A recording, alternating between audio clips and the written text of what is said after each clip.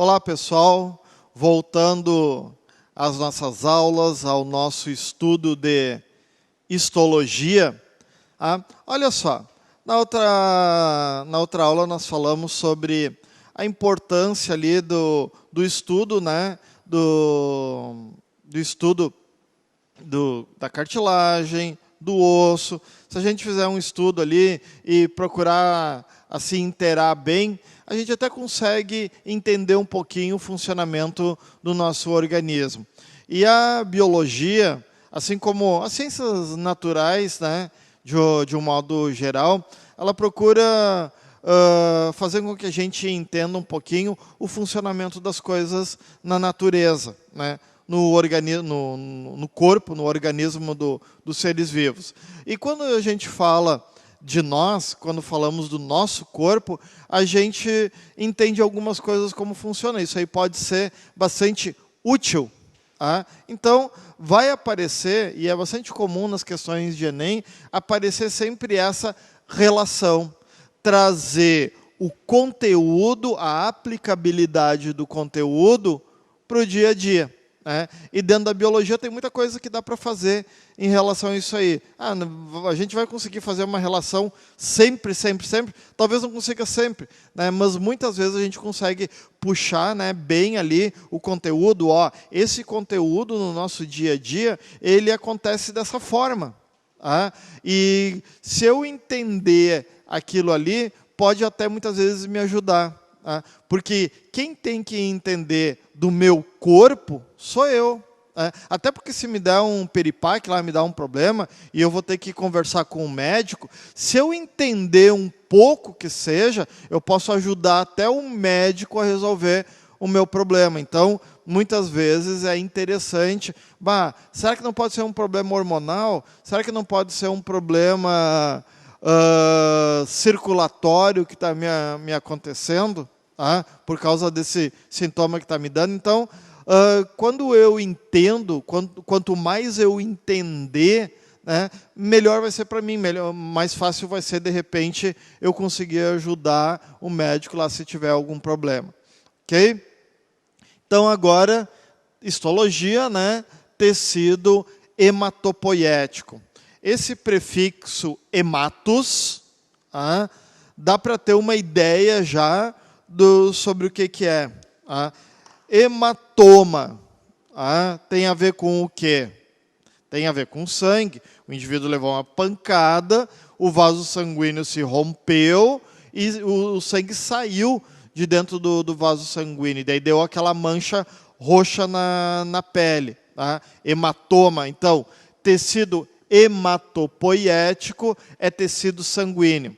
Nós falamos no tópico anterior que o tecido ósseo, ele dá origem ao sangue. Então, o tecido ósseo ele está intrinsecamente ligado ao tecido sanguíneo. Podemos falar de tecido sanguíneo. O tecido sanguíneo vai ter os vasos sanguíneos, e os vasos sanguíneos vão ser formados também por tecido epitelial e mais algumas coisas, mas aquilo que vai correr dentro dos vasos, que é o sangue, vai ser formado pelo glóbulo vermelho, que é chamado de eritrócito também, vai ser formado também pelos glóbulos brancos, que são chamados de leucócitos, e também por fragmentos celulares chamados de plaqueta. Plaqueta não é exatamente uma célula. Dá para dizer que ela é um fragmento celular, e as plaquetas elas vão auxiliar na coagulação do sangue. Os glóbulos brancos, né, eles vão auxiliar na defesa do organismo, e os glóbulos vermelhos, principalmente no transporte de oxigênio pelo corpo. Então, quando eu estou num estado normal, né, eu estou respirando, e os glóbulos vermelhos, através da hemoglobina, estão transportando o oxigênio normalmente pelo meu corpo. Okay? Se eu tenho um ferimento um ferimento simples, né? Um pequeno corte ali, um esfoladinho, alguma coisa assim, e não deu nenhuma infecção, é porque está funcionando a defesa do meu organismo. Porque a minha pele, ela tem milhões de bactérias. Toda vez que eu cortar, entra bactéria para dentro do meu corpo, com certeza. Né? Mas ali no tecido conjuntivo está cheio de células de defesa, justamente para fazer a primeira linha de defesa do nosso corpo contra a infecção. Vai estar funcionando tudo direitinho também. Então, e se eu tiver um corte, e esse corte for cicatrizado, é porque eu tenho plaqueta na quantidade normal, e as plaquetas estão funcionando. Eu vou fazer uma cirurgia, por exemplo. Eu vou fazer aquela cirurgia simples lá de inflamação do apêndice. Tá? Cortei. Corta, tira o apêndice, né? Beleza, não vai mais infeccionar, e fecha de novo. E dá os pontos lá. A pessoa precisa ter plaquetas numa quantidade adequada dentro do corpo para fazer a cicatrização. Então, por isso que antes da pessoa fazer uma cirurgia, o médico normalmente vai pedir o quê? Um exame de sangue para ver se a quantidade de plaquetas está adequada e algumas outras coisas também. Se não o quê? A pessoa que não tem plaquetas ou tem problema de produção de plaquetas não vai poder fazer cirurgia? Não, vai poder fazer, só que ela vai ter que fazer uma injeção de plaquetas ali para fazer a cicatrização. Daí vai ter um outro procedimento para fazer. Ok? Então, tecido sanguíneo, né? Bastante importante. Nessa imagem aqui, está mostrando o quê? Os eritrócitos, né? Os glóbulos vermelhos, os leucócitos, que são os glóbulos brancos, que não são brancos. Os glóbulos vermelhos são vermelhos, os glóbulos brancos não são brancos. Tá? Mas para diferenciar. E as plaquetas, que são fragmentos celulares. Tudo isso originado de uma célula-tronco, né, uma matriz, lá dentro do osso, lá dentro da medula óssea. O hemocitoblasto, né, tecnicamente falando, é a matriz que vai dar origem as células. Tecido hematopoético linfóide e tecido hematopoético mieloide. O linfóide, o mieloide é esse tecido lá onde é produzido o sangue, que a gente viu ali nos ossos e tal. Daí nós temos o tecido hematopoético linfóide, que nós temos um pequeno órgão chamado baço, dentro da nossa cavidade torácica, o timo também, e as amígdalas que tem na cabeça. Esses órgãos eles vão funcionar, principalmente o timo e o baço, como órgãos que vão, digamos assim, amadurecer os glóbulos brancos. Então, por isso que eles fazem parte do tecido hematopoético também. O sangue sai dos ossos, vai para esses pequenos órgãos aí, onde ele vai ser amadurecido e depois distribuído pelo corpo. E nós vamos ter também alguns locais do corpo onde vai ser armazenado numa quantidade maior um pouco os glóbulos brancos, que são os chamados nódulos linfáticos, onde vai ser armazenado. Essa imagem aqui não está mostrando o sistema sanguíneo, está mostrando o sistema linfático. Então, olha só, nós temos aqui o baço e o timo, a localização ali, né? Depois, vai ter uma distribuição por todos esses vasos aqui, que não são os vasos sanguíneos, são vasos paralelos, né, aos vasos sanguíneos, que não tem glóbulos vermelhos, então não vai ser vermelho, não é vermelho, é um líquido, né, mais ou menos incolor, e está circulando uma quantidade muito grande de células de defesa. Daí nós vamos ter nas axilas, embaixo das axilas, no pescoço e na virilha, um aglomerado dessas células de defesa aí, nas chamadas linfonodos. Tá? Vai ter um agrupamento ali. Se a pessoa tem alguma infecção, vai migrar para esses lugares uma quantidade maior. Desculpa. Vai migrar para esses locais uma quantidade maior de células e vai inchar. E vai dar a tal de íngua. Por isso que às vezes tu chega lá no consultório médico e diz assim, eu tô com uma tremenda de uma dor de garganta, tá tudo inchado, a garganta. Daí o médico vai lá e vai dar uma palpada aqui embaixo no pescoço, ali na altura do pescoço. Por quê? Porque se tiver um inchaço muito grande, significa que a infecção ela pode estar sendo mais significativa, porque está migrando mais células de defesa para essa estrutura aí, para esse local. Okay? Então, se eu tenho uma íngua na virilha, a pessoa está com alguma infecção em algum lugar do corpo. Começou a me doer embaixo do braço aqui e me deu uma bola ali embaixo do braço.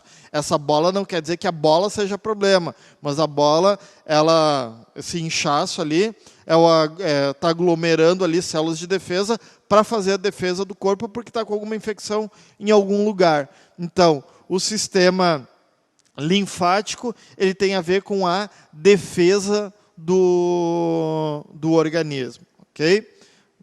Pode formar as chamadas ínguas. Tá? Então, o sangue ele tem essa parte sólida, onde estão os eritrócitos, leucócitos e plaquetas. Né? E um homem de aproximadamente 70 quilos vai ter lá em torno de 5 litros de sangue, 5 e pouco litros de sangue. Se a pessoa é maior, vai ter um pouco mais. Se a pessoa é menor, vai ter um pouco menos. Então, isso aí varia em relação ao tamanho da pessoa. Ok? O sangue vai funcionar como equilíbrio hídrico, osmótico, termorregulação, defesa, transporte, conforme o que a gente já viu. Então, aqui os glóbulos brancos, isso aqui é um tipo de glóbulo branco, isso aqui é um tipo de glóbulo branco também, neutrófilos, linfócitos, eosinófilos, basófilos, eles têm vários tipos de células de defesa, plaquetas e hemácias. Hemácias são eritrócitos, glóbulos vermelhos, tem 3 nomes para a mesma coisa. Tu vai lá e faz um exame de sangue, um hemograma. Provavelmente, muitos já fizeram esse hemograma. Daí no hemograma vai vir a quantidade de glóbulos vermelhos, a quantidade de plaquetas, a quantidade de açúcar no sangue, essas coisas assim. E a quantidade de glóbulos brancos. Mas não vai ter lá glóbulos brancos tanto. Não. Vai ter lá eosinófilos, tanto. Basófilos, tanto. Linfócitos, tanto. Mastócitos, tanto. E assim vai. Tem outros. Então, vai estar descrito ali. Porque eles não vão ter todos a mesma função. Os linfócitos, por exemplo, vão ser aquelas células de defesa responsáveis por produzir anticorpos, que é a proteína que vai defender o organismo da invasão de vírus e de bactérias. Então, os linfócitos vão fazer isso aí, vão produzir anticorpos, né, para a defesa do organismo. E daí, o corpo tem que produzir uma determinada quantidade de linfócitos. Vai ter que ter uma determinada quantidade de linfócitos. Tá? Se tiver demais no corpo da pessoa, é porque a pessoa pode estar com alguma infecção. Se tiver de menos, tem problema também, né? Então, tem que ter uma determinada quantidade. E varia um pouquinho também de homem e mulher. Vamos imaginar o seguinte. O limite é 10 mil linfócitos por milímetro cúbico de sangue. 10 mil. Tá? Em torno de 10 mil. E a pessoa foi fazer o exame e tem 60, 70 mil. Mas isso não é bom? Seria interessante, né, ter bastante células de defesa. Só que, quando tem uma quantidade exagerada de células de defesa, pode a pessoa estar com leucemia. Só que essas células de defesa, elas são todas defeituosas. Então, a leucemia, ela produz células de defesa numa grande quantidade, só que tudo defeituosa, ou seja, é como se não tivesse. E esse que é o problema da pessoa que tem leucemia. Ela tem um sistema imunitário muito baixo, o organismo vai ficar praticamente sem defesa. E daí doenças oportunistas, né, pode invadir o organismo da pessoa e a pessoa ter problema por causa disso aí. Né? Então esse é o grande problema da leucemia. Quando a pessoa está com alguma infecção, vai ter lá em torno de 15, 18 mil por milímetro cúbico de sangue. Tá? Um pouco mais, mas não 60, 70 mil, dificilmente. Okay? Aqui o sangue, com as quantidades, né, 92% de água, 7% de proteína e sódio e 1% de outras substâncias, levando em consideração só a parte líquida. Tá? Tirando a parte líquida, daí tem glóbulos vermelhos, brancos e plaquetas. Glóbulos vermelhos, em torno de 5 milhões por milímetro cúbico de sangue, não tem núcleo, são células do nosso corpo que não tem núcleo, os glóbulos vermelhos não têm núcleo, tá?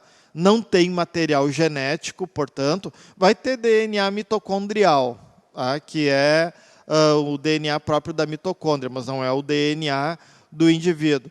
Daí a gente pensa assim, tá, mas como é que faz teste de DNA a partir do sangue se os glóbulos vermelhos não têm núcleo? Ah, bom, mas daí eu tenho os glóbulos brancos. Ah, dá para fazer a partir dos glóbulos brancos, porque eles têm núcleo e têm material genético. Os glóbulos vermelhos, eles duram no nosso organismo em torno de 4 meses. Tá? Hoje, foi um glóbulo vermelho novo para a corrente sanguínea. Ele vai ficar circulando ali em torno de 4 meses e depois ele é eliminado e acabou. Não tem mais função.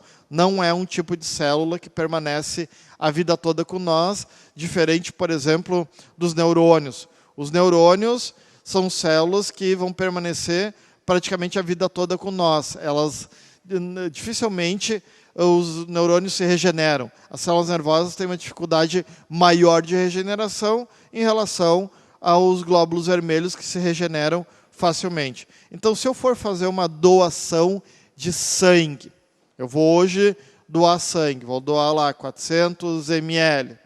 Tá? Eu não posso fazer doação de sangue semana que vem de novo. E na outra de novo, e na outra de novo, e na outra de novo. Vai chegar uma hora que vai baixar bastante a quantidade de sangue no meu organismo. Então, doação de sangue tem períodos adequados para fazer.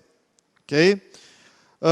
Se a pessoa tem baixa, vai fazer exame, tá? O hemograma, e lá nos glóbulos vermelhos deu uma quantidade muito baixa de glóbulos vermelhos, a pessoa pode estar com anemia.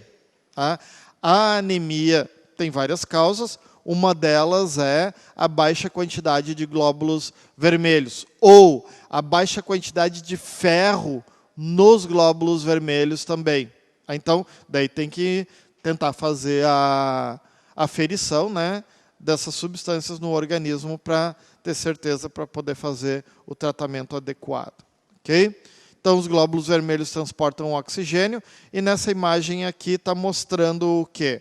O glóbulo vermelho, aqui assim o glóbulo vermelho, trazendo o oxigênio e deixando o oxigênio dentro da célula. Tá? Qual célula? Todas as células do corpo precisam receber oxigênio. E, ao mesmo tempo, pega o gás carbônico da célula, o próprio glóbulo vermelho, e leva embora, leva lá para o pulmão para ser expelido para fora do organismo. Os glóbulos brancos aqui, né, 10 mil por milímetro cúbico de sangue, né, em torno disso aí, varia um pouco de homem e mulher. Aqui, eosinófilos, neutrófilos, linfócitos, basófilos, monócitos, os tipos de células de defesa que tem, e cada uma aqui com a sua função. Né? Importante a gente saber. O mais importante aqui são os linfócitos, né, que vão produzir anticorpos. O mais importante é também, nesse caso, que é um pouquinho relativo. Né? Todos são importantes. Eu quero dizer que os linfócitos, a importância deles, que é bastante significativa, é a produção de anticorpos. Linfócitos T e B produzem anticorpos. E as plaquetas, que são são derivadas dos chamados megacariócitos, né, os fragmentos celulares, vai ter em torno de 150 a 400 mil por milímetro cúbico de sangue, tempo de vida aproximadamente 9 dias, né, e elas vão se refazendo, reconstituindo. Então, se eu não tiver plaquetas, eu vou apresentar alguma dificuldade na coagulação do sangue. Existe uma doença chamada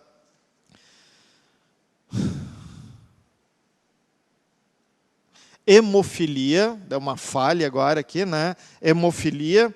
A hemofilia é quando a pessoa nasce sem a capacidade de produzir plaquetas, ou uma baixa quantidade na produção de plaquetas. Daí a pessoa é chamada de hemofílico e vai ter que fazer transplante de sangue seguidamente, né? Para ter isso aí. Porque senão a pessoa se machuca, tem um corte lá, né, e tal, não coagula o sangue, fica sangrando por uma quantidade de tempo muito grande, e daí pode ter um problema significativo.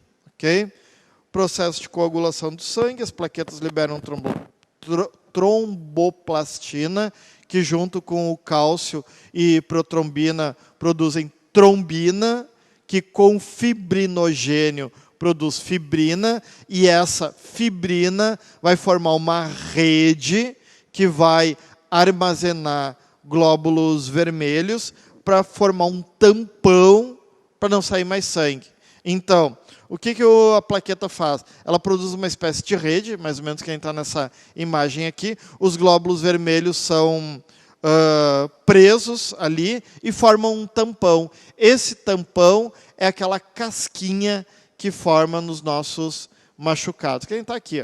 Aqui está bastante ampliado. Nosso corpo é formado por quadrilhões de células vivas que necessitam ao mesmo tempo de água, alimento, ar, entre outras substâncias. O sangue é o veículo que transporta as substâncias necessárias à vida das células. Sobre as diferentes funções do sangue, é correto afirmar que leucócitos transportam nutrientes? Não. Plasma é responsável pelo transporte de oxigênio? Não. As plaquetas ajudam na coagulação do sangue, né? Essa aí é evidente. As hemácias são responsáveis pela defesa do corpo? Também não. Os glóbulos vermelhos regulam a manutenção da temperatura? Também não. Então, letra C. A alergia é uma hipersensibilidade desenvolvida em relação a determinadas substâncias. Os alergênicos, que são reconhecidos por um tipo especial de anticorpo. A reação alérgica ocorre quando as moléculas do alergênico ligam-se a moléculas do anticorpo presa à membrana dos mastócitos, que reagem liberando histamina. Mastócito, a gente, quando falamos no início, ali, quando falamos em tecido conjuntivo, lá no tópico anterior, falamos que os mastócitos são células importantes, né, que vão reagir em processos alérgicos, liberando histamina e provocando o inchaço, muitas vezes, do corpo. Tá? Então, quando a pessoa tem problema de alergia, ela tem que tomar um antihistamínico para evitar que essa substância a qual ela é sensível se espalhe pelo corpo. Tá? Mas, devido a essas células, porque ali na questão, os alergênicos, que são reconhecidos por um tipo especial de anticorpo, tá? Que é produzido pelos mastócitos. Então, os mastócitos vão produzir anticorpos para esse tipo de reação, para liberar histamina. Ok? Então, aqui, algumas questões. Né? Lá no nosso material de apoio tem também mais algumas questões. Tem a explicação de tudo isso aqui que a gente está comentando, né? O nosso estudante vai lá, assiste o vídeo de novo, lê o material de apoio, né? Vai estudando ali e vai procurando entender isso aqui. Né? Ok? Essa é a nossa aula de tecido sanguíneo, né? Que está dentro do tecido conjuntivo. Ok? Terminamos aqui. abraço a todos, até mais, até a próxima aula.